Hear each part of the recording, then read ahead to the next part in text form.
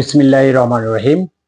দেশ ও প্রবাস থেকে যারা আমার সময়ের গঠন অনুষ্ঠানটি দেখে থাকেন, আপনাদের সবাইকে জানাচ্ছি আন্তরিক অভিনন্দন ও শুভেচ্ছা। সম্মানিত দর্শকবৃন্দ, বর্তমানে আমাদের এই স্বাধীন সার্বভৌম বাংলাদেশ একটি ক্রান্তিকাল অতিক্রম করে যাচ্ছে।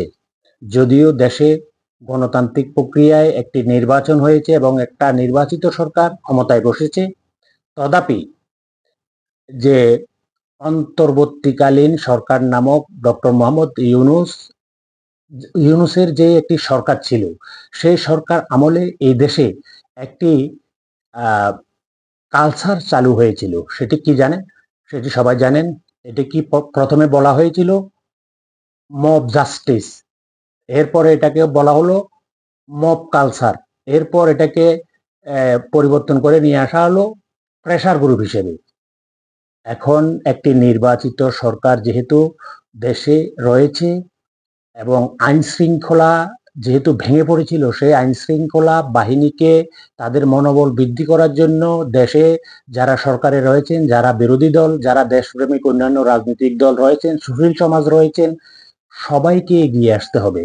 আপনারা জানেন যে আমাদের পার্শ্ববর্তী যেই একটি রাষ্ট্র রয়েছে, আমাদের বন্ধুরাষ্ট্র হিসেবে পরিচিত, সেই বন্ধুরাষ্ট্রটি আমাদেরকে বিশ্ব দরবারে মানে জঙ্গি রাষ্ট্র হিসেবে পরিচিত করার জন্য বিভিন্নভাবে অর্থ দিয়ে, শক্তি দিয়ে, অস্ত্র দিয়ে, কূটনৈতিক চাল দিয়ে বিভিন্নভাবে আমাদেরকে বিশ্ব দরবারে একটি জঙ্গি রাষ্ট্রে পরিণত করার চক্রান্তে লিপ্ত রয়েছে। এটি প্রমাণ ওরা যে আমাদের বন্ধুরাষ্ট্র না। সম্প্রতি যে বাংলাদেশ সরকারের তথ্য উপদেষ্টা হিসেবে যিনি রয়েছেন ডাক্তার জাহিদুর রহমান, ওনাকে ভারত সরকার একটি বৈঠকে আমন্ত্রণ জানিয়েছিলেন। সে ভারতে গিয়েছিলেনও ভারতের আমন্ত্রণে, কিন্তু তাকে বিমানবন্দরে যেই ধরনের অপমানি করেছে, এটি আমাদের পুরো দেশের মানুষের জন্য অপমানজনক। আপনারা অনুমান করতে পারছেন যে আমাদের এই রাষ্ট্রে বিভিন্ন ধরনের বিশৃঙ্খলা সৃষ্টি করার জন্য এখনো তারা চাইবে এই মব কালচার সংস্কৃতিটা চালু করার জন্য।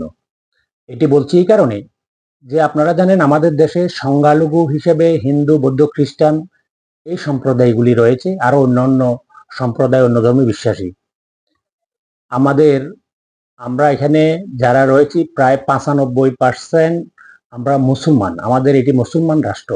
আমাদের সৃষ্টিকর্তা আল্লাহ তাআলা এবং আমাদের প্রিয় কলিজার টুকরা উনি হচ্ছেন আমাদের প্রিয় নবী হযরত মুহাম্মদ মুস্তাফা সাল্লাল্লাহু আলাইহি ওয়াসাল্লাম।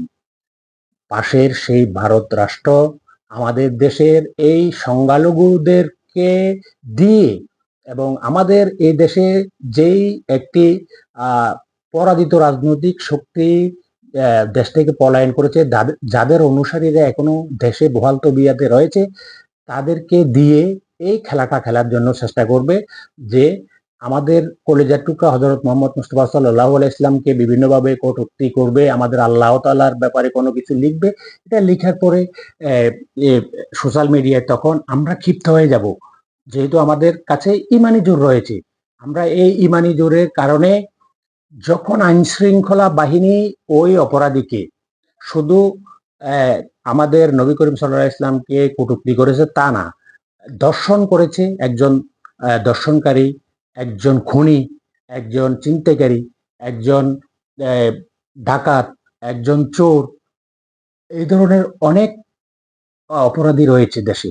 এই অপরাধীদেরকে গ্রেপ্তার করবে দেশে যে প্রশাসন রয়েছে, পুলিশ প্রশাসন। এখন যদি পুলিশ প্রশাসন ওই ধরনের অপরাধীদেরকে গ্রেপ্তার করে নিয়ে আসার পথে আমরা বুঝে না বুঝে যে যদি আমরা প্রশাসনের কাছ থেকে যে ওই অপরাধীকে ছিনিয়ে নিয়ে তাকে জানে মেরে ফেলবো, তাকে মানে জীবন্ত আগুন লাগিয়ে পুড়িয়ে ফেলবো, এই সংস্কৃতি এখনো অব্যাহত রাখি, তাহলে বুঝবেন আমাদের পুরা জাতির উপরে কি দুর্বিষহ একটা যন্ত্রণা নেমে আসবে, সেটি কেউ কল্পনা করতে পারবেন না।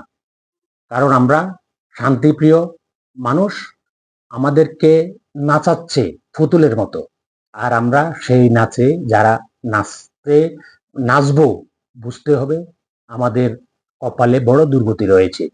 তাই আমি আবারও সরকার দল, বিরোধী দল এবং দেশপ্রেমিক রাজনৈতিক সংগঠন, সুশীল সমাজ সহ ধর্মপ্রাণ মুসলিম ভাইয়েরা যারা রয়েছেন, আমরা যাতে আর ইউনূসের সেই মব কালচারের যুগে ফিরে না যাই। আমরা আইনের প্রতি শ্রদ্ধাশীল হই, আমরা আইনকে সহযোগিতা করি, আইনের হাতে এসব অপরাধীকে তুলে দিই, অথবা আইন আইন মানে পুলিশ যদি এই সকল সন্ত্রাসীদেরকে ধরে গ্রেপ্তার করে নিয়ে আসে, তখন তাদের পুলিশকে বাধা দিয়ে পুলিশের কাছ থেকে এই অপরাধীদেরকে ছিনিয়ে নিয়ে আমরা বিচার করে ফেলবো, আইন আমাদের হাতে তুলে নেওয়া কোনোভাবেই যাবে না।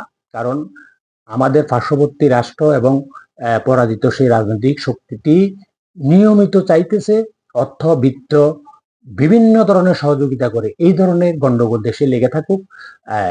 আমরা ক্ষিপ্ত হই, আমরা সংখ্যালঘুদের বাড়িঘর জ্বালিয়ে দিই, তাদের উপাসনালয় ভাঙচুর করি অথবা অগ্নিসংযোগ করে জ্বালিয়ে দিই।